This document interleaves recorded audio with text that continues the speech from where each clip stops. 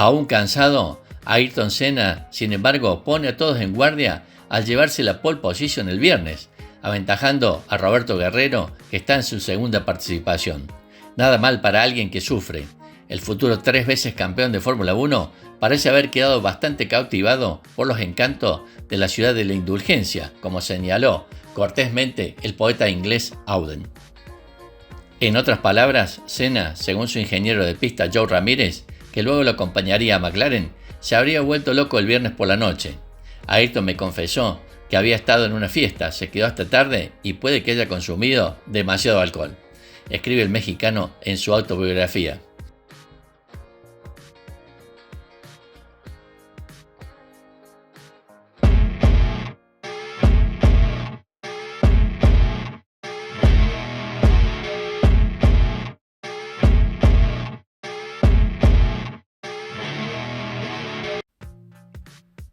Theodore Racing fue una escudería de Fórmula 1 de Hong Kong, fundado por el magnate inmobiliario y millonario Teddy Gibb.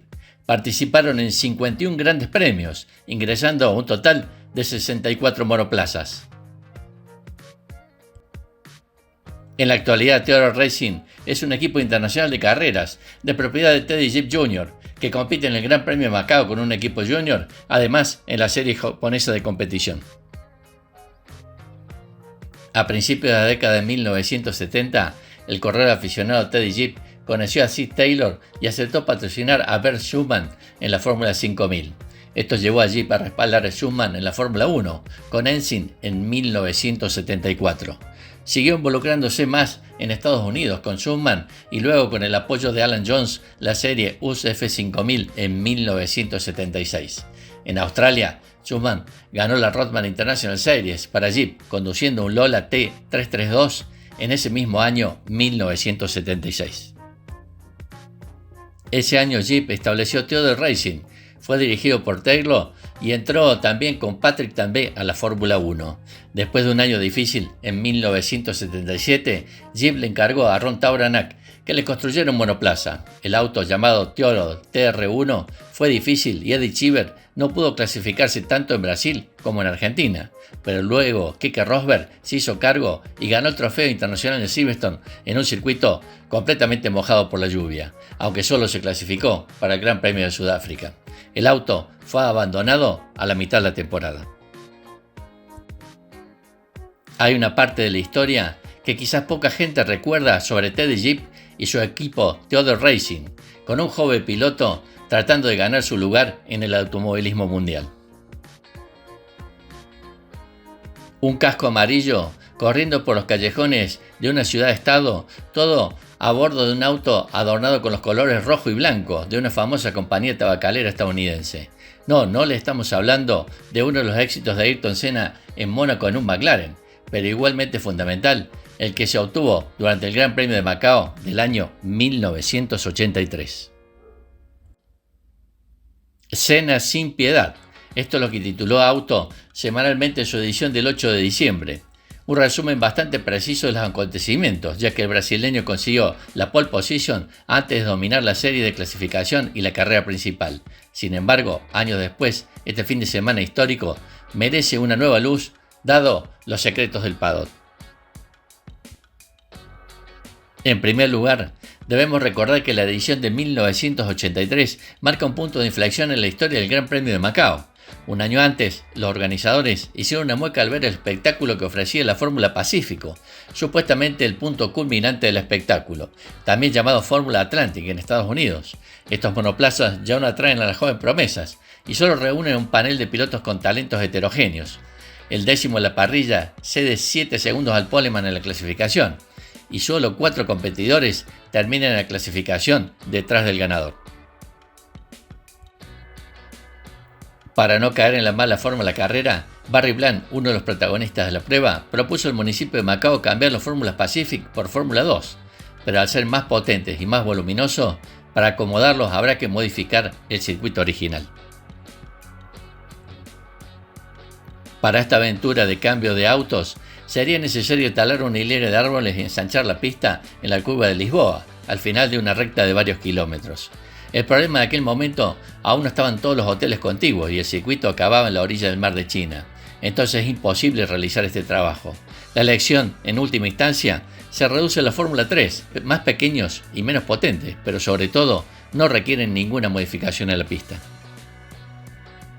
Siendo una oportunidad, Teddy Gibb, eminente hombre de negocios indonesio, propietario del equipo Theodore Racing y figura del comercio de Macao, logró reunir a la flora innata de la Fórmula 3 europea.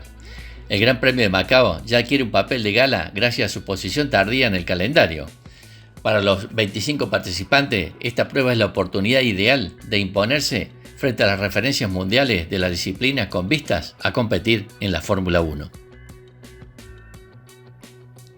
A sus 35 años, Jean-Louis Delézer, David Price Racing, es muy conocido en la alta sociedad, segundo en las 24 horas Le Mans del año anterior y piloto de pruebas de Williams Fórmula 1, mientras Katy Muller, 21 años, apoyada por Elf, va en ascenso.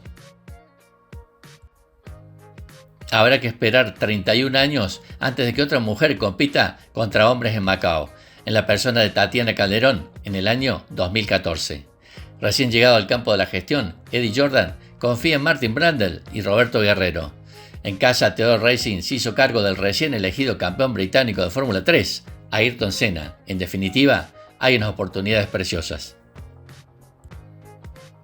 Sin embargo, el joven brasileño de 23 años pasó los primeros días en el país unos días complicados. Pisó tierra en la antigua colonia portuguesa el miércoles por la tarde, víspera de las primeras vueltas. Por lo tanto, le resulta imposible descubrir las particularidades del circuito al trote. Falta de seriedad. En realidad, Ayrton Senna participó a principios de semana en un test privado con Brabham en Paul Ricard, junto con Martin Brundle y Roberto Guerrero. Cansado, explicó el domingo a la BBC que le costó acostumbrarse, la descompensación horaria y sufrir también mucho calor. Aún cansado, Ayrton Senna, sin embargo, pone a todos en guardia al llevarse la pole position el viernes, aventajando a Roberto Guerrero, que está en su segunda participación. Nada mal para alguien que sufre. El futuro 3 veces campeón de Fórmula 1 parece haber quedado bastante cautivado por los encantos de la ciudad de la indulgencia, como señaló cortésmente el poeta inglés Auden. En otras palabras, Senna, según su ingeniero de pista Joe Ramírez, que luego lo acompañaría a McLaren, se habría vuelto loco el viernes por la noche. Ayrton me confesó que había estado en una fiesta, se quedó hasta tarde y puede que haya consumido demasiado alcohol, escribe el mexicano en su autobiografía.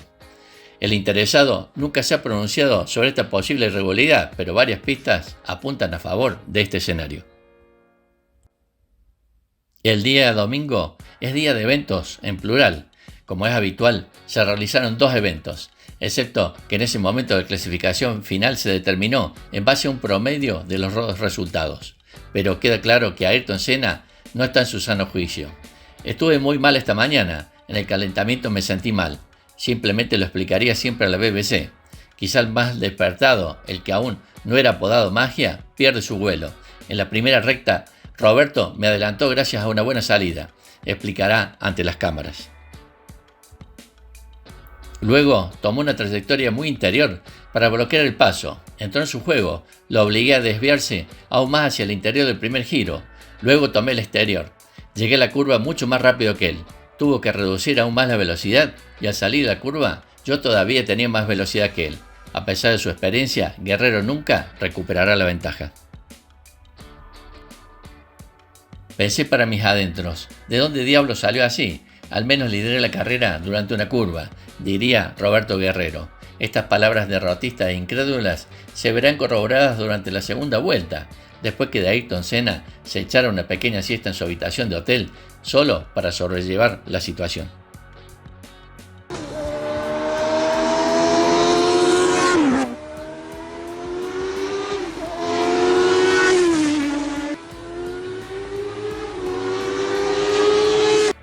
En un clima inusualmente acogedor para la época del año, el brasileño evita un golpe de calor. Una vez más situado al frente del pelotón, tuvo una salida mucho mejor. El registro de los tiempos revela una consistencia notable a pesar de la longitud del recorrido y la juventud del brasileño. Durante una serie de 9 vueltas consecutivas, el piloto de Theodore Racing corre en un rango de medio segundo en todos sus tiempos.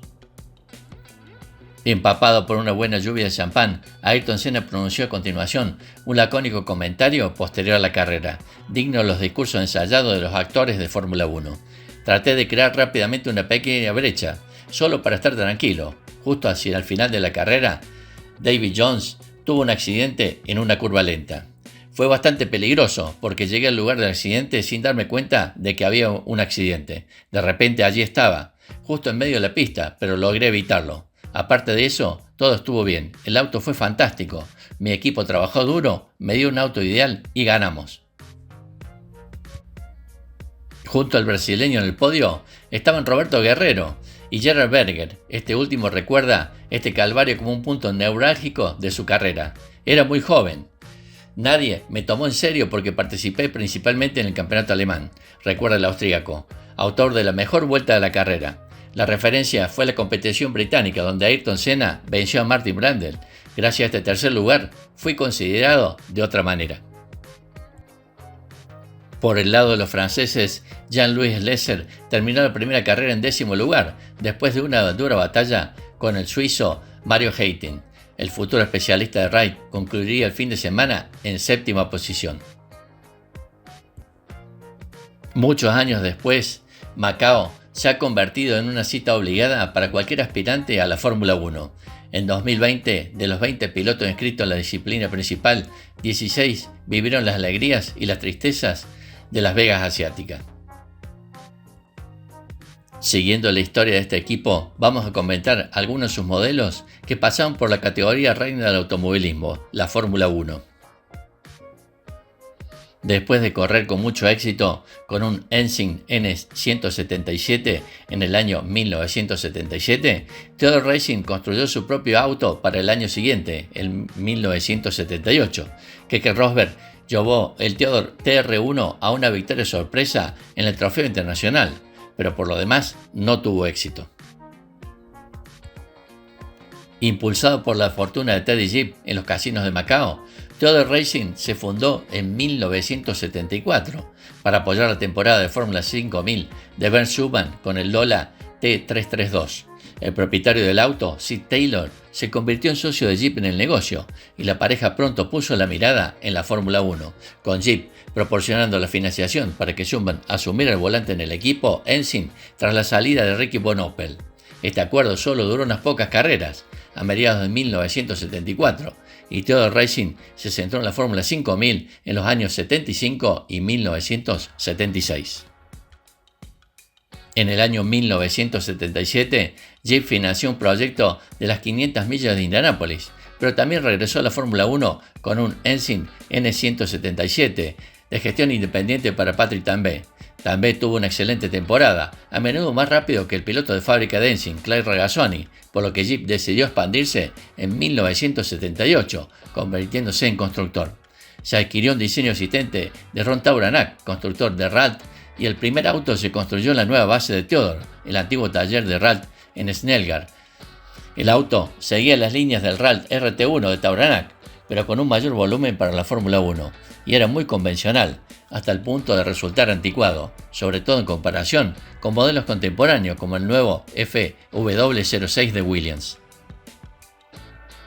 Cuando Derek Daly no pudo obtener la licencia necesaria, el piloto estadounidense de Fórmula 2 Eddie Cheever fue elegido para conducir el Theodore en las primeras carreras del año 1978, pero no logró clasificarse para ninguna de las dos.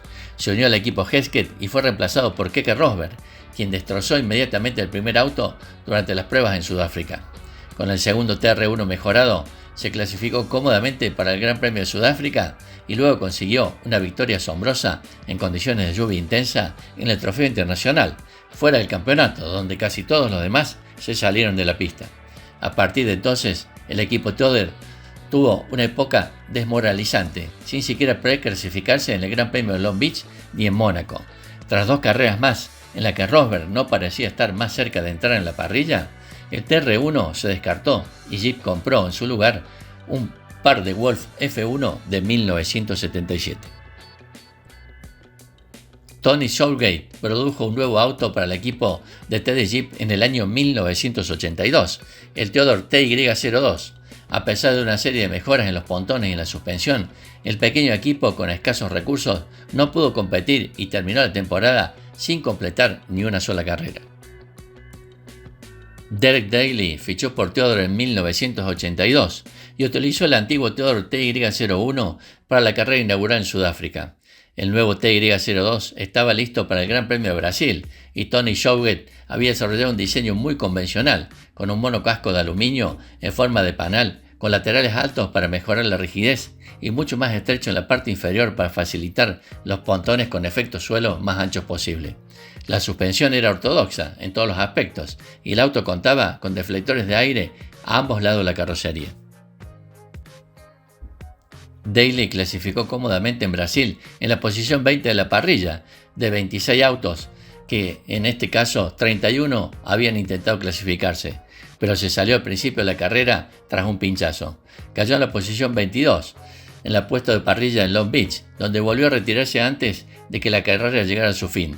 Daly fue fichado entonces por el equipo Williams, que había perdido a Carlos Alberto Reutemann por un retiro inesperado, y el holandés Jan Leijmers se hizo cargo del Theodore.